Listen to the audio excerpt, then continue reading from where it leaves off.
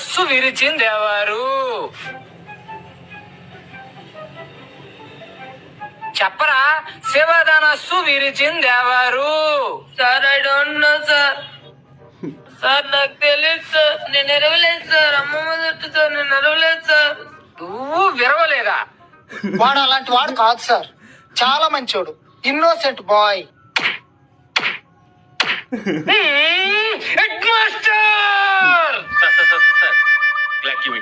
శివధనస్సు sir శివధనస్సు ఎవరు విరిచారో వాడికి తెలియదట. కనీసం మాస్టర్ కైనా తెలియాలి కదా.